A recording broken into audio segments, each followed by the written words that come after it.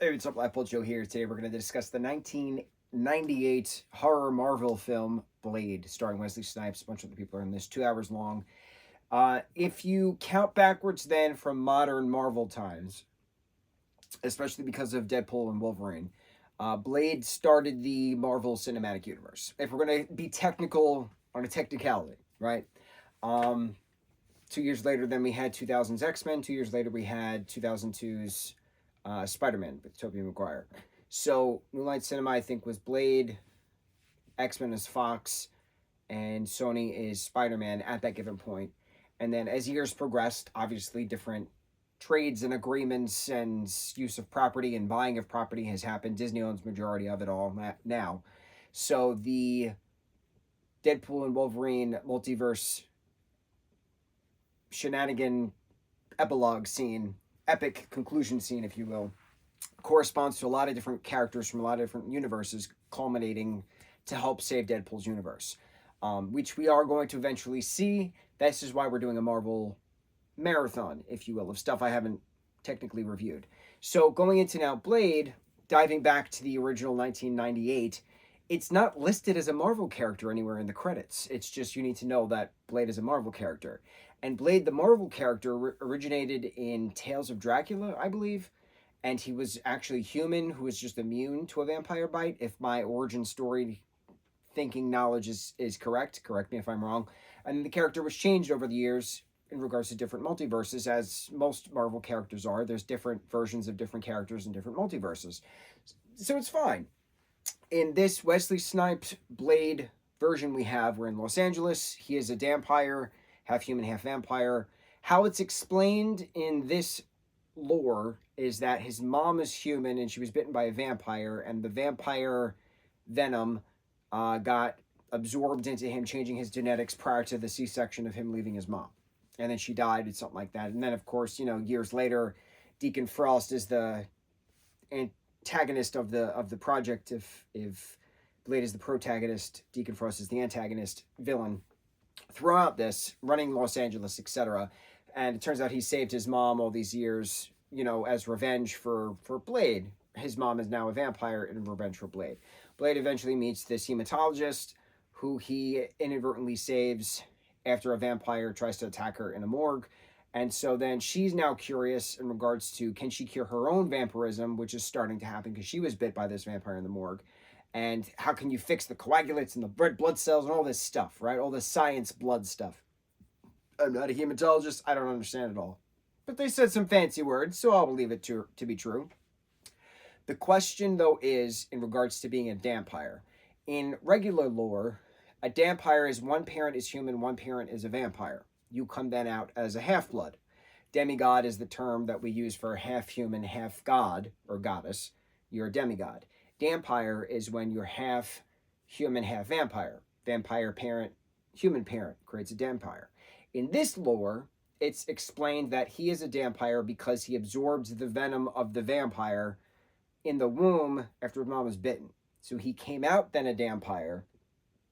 Even though technically his dad is still human and his mom is human, he then came out as a vampire because of the circumstances of changing the genetic mutation prior to his mom passing away and him coming out, kind of a thing. Fine. He can then walk in the light. He's called a daywalker throughout this. So it's a matter of what do the other vampires do to help themselves walk in the daylight? Well, they drench themselves in sunscreen. That was the thing Deacon Frost did prior to him throwing that little girl across Chinatown and throwing her in front of a truck before Blade had to save her. And they also wear, leather on leather on leather on leather with the biker helmets with the shaded out. Like, they get creative to walk in the daytime versus Blade, who can just walk in the daytime. But he still technically is part vampire, so he has to suppress the thirst. And what happens then when he can't suppress the thirst any longer, when his serum runs out, kind of a thing that he gives himself, thanks to a mutual friend of his. What happens? What happens then when the Book of Vampire, it's not called Book of Ezekiel, I forget what the term is, Book of something, is revealed that Deacon Frost are trying to raise the blood god from mythology, that way vampires can then take over the world. That's Deacon's, prime thing. And Deacon was a human turned vampire. So how does that then be cured? If it can be cured, thanks to this hematologist who's trying to cure herself. because she then technically is a human turning vampire versus Deacon, who is a human turned vampire. Now hell bent on having the vampires rule Los Angeles, hell bent on the vampires ruling the world.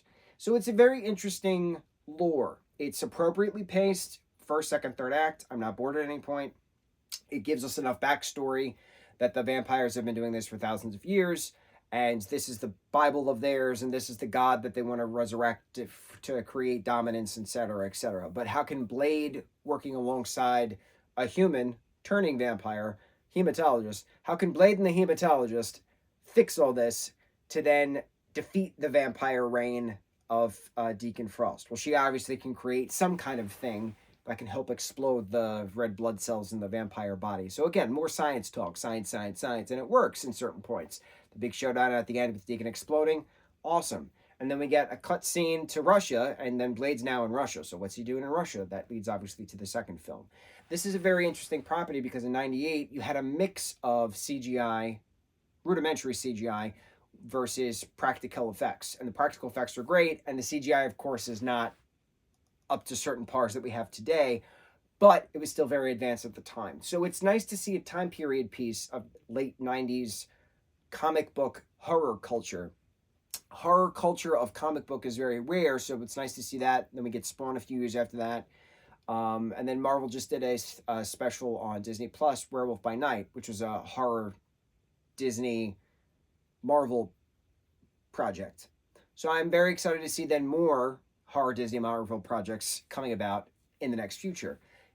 Deadpool vs. Wolverine is very bloody, so that's another good horror Disney Marvel project, as an example. I haven't seen it yet, but I know some things. I know some things that happen, but it's hard R because of the violence and the gore. So what happens after that? Obviously, it did very well. It grossed over $1 billion, so people want to see it. What do we do next? So going back into the list of things, starting with Blade. We're going to do Blade 2, Blade 3, and then on to the other things prior to them watching Deadpool and Wolverine. Again, I wanted to catch myself up because I know certain characters in the franchises we haven't talked about yet make appearances in Deadpool and Wolverine in this multiverse of madness kind of escapade. So I wanted to refresh my memory, review some stuff we haven't talked about, finish out that chunk of stuff we haven't talked about, and then go on to the next stuff. So, Blade, 1998 classic horror Marvel 2-hour film. On to the next review. Mahalo.